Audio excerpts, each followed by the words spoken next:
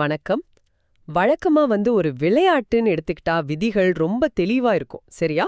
இப்போ ஒரு கிரிக்கெட் மேட்ச்ல பந்து பவுண்டரி லைனை தாண்டுனா 4 ரன்.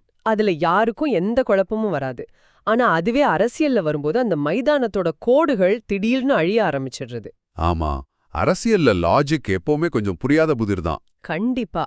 அதனால தான் இன்னைக்கு நம்மளோட இந்த ஆழமான அலசல்ல சமூக வலைதளங்கள்ல இப்போ காட்டுத் தீ மாதிரி பரவிக்கிட்டு இருக்கிற ஒரு அரசியல் முரண்பாட்டை நாம உடைச்சு பார்க்க போறோம்.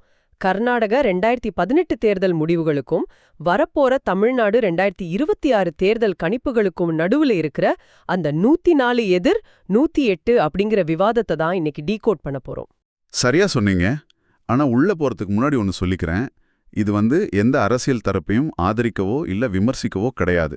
தரவுகள்ல இருக்கிற முரண்பாட்டை நம்ம எப்படி புரிஞ்சுக்கலாம் அப்படிங்கிற ஒரு நடுநிலையான அலசல் தான் இது. கரெக்ட். இப்போ விஷயத்துக்கு வருவோம். எல்லார் போன்லயும் இந்த 2 எண்களை பத்தி தான் ஒரே விவாதமா இருக்கு. 2018ல கர்நாடகாவுல 104 இடங்கள்ல ஜெயிச்ச கட்சிக்கு ஆட்சி அமைக்க வாய்ப்பு தரப்பட்டது. ஆனா வரப்போற தமிழ்நாடு தேர்தல்ல ஒரு கட்சி 108 இடங்கள்ல வெல்லும்னு சில கணிப்புகள் சொல்லுது. ஆனா அதே வாய்ப்பு இங்க கிடைக்காதுன்னு சொல்றாங்க. எனக்கு இது எப்படின்னு தோணுதுன்னா, சொல்லுங்க. அதாவது ஒரே என்ட்ரன்ஸ் எக்ஸாம்ல குறைஞ்ச மார்க் எடுத்த ஒருத்தருக்கு காலேஜ்ல சீட் கிடைக்குது. ஆனா அவரை விட அதிக மார்க் எடுத்த ஒருத்தருக்கு சீட் கிடைக்கல. இந்த லாஜிக் எப்படி வேலை செய்யுதுன்னு எனக்கு புரியல. இங்குதான் நாம கவனிக்கணும். நீங்க சொல்ற அந்த ஒரே என்ட்ரன்ஸ் எக்ஸாம் அப்படிங்கிற ஒப்பீடு தான் இங்க தப்பு. என்னன்னா 2 பேரும் எழுதுனது ஒரே எக்ஸாம் கிடையாது. ஓ, அப்படி சொல்றீங்களா? ஆமா, எங்கள்ல பார்த்தா 104 விட 108 பெருசுதான். ஆனா இதுல நாம டினாமினேட்டர், அதாவது மொத்த இடங்கள் என்னங்கிறத பார்க்கணும். இப்போ கர்நாடகாவுல மொத்த சட்டமன்ற தொகுதிகள் 224. அங்க ஆட்சி அமைக்க தேவையான பெரும்பான்மை 113. சரி, அப்போ 104 இடங்கள் வாங்கினாங்கன்னா அவங்க எடுத்த 104 இடங்கள் அப்படிங்கிறது பெரும்பான்மைக்கு வெறும் 9 இடங்கள் மட்டும்தான் குறைவு.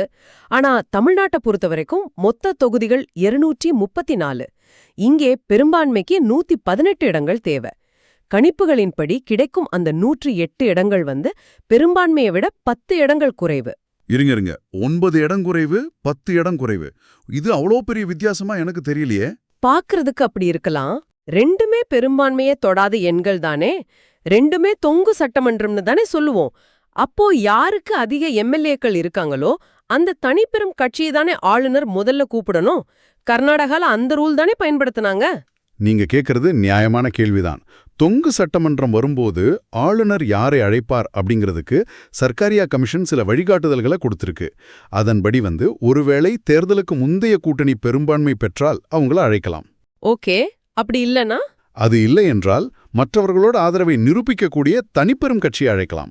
2018 கர்நாடகால ஆளுநர் இந்த தனிப்பெரும் கட்சி லாஜிக்கை தான் பயன்படுத்தினார். அப்போ ஏன் தமிழ்நாட்டுக்கு அது பொருந்தாதுன்னு சொல்றாங்க? ஏன்னா ஆளுநருக்கு அந்த முடிவை எடுக்கும் விருப்புரிமை, அதாவது டிஸ்கிரிஷனரி பவர் உண்டு.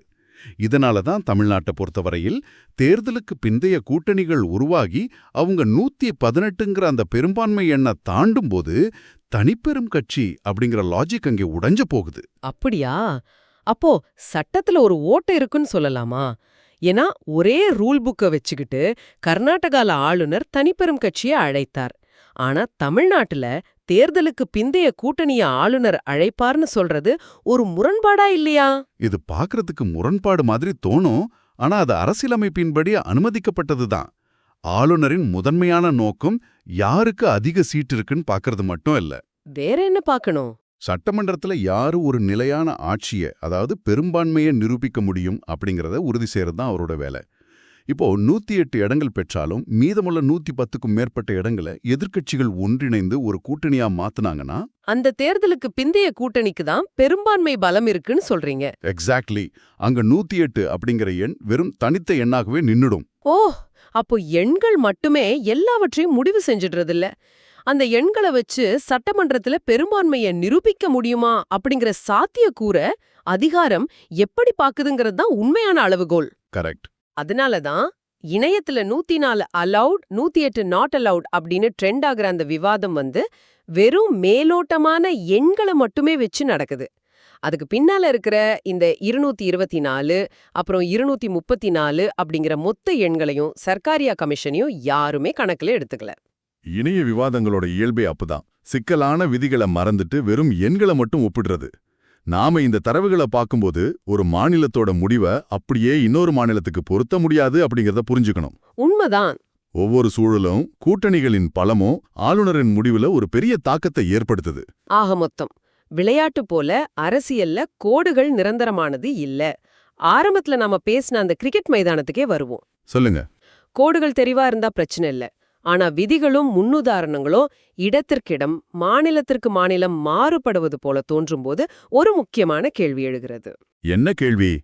ஜனநாயகத்தின் உண்மையான அளவுகோல் நாம அளிக்கும் வாக்குகளின் எண்களா அல்லது அந்த எண்களை அதிகாரம் விளக்கும் விதமா? இத பத்தி நீங்களே சிந்தித்து பாருங்கள். மீண்டும் அடுத்த ஆழமான அலசலில் சந்திப்போம்.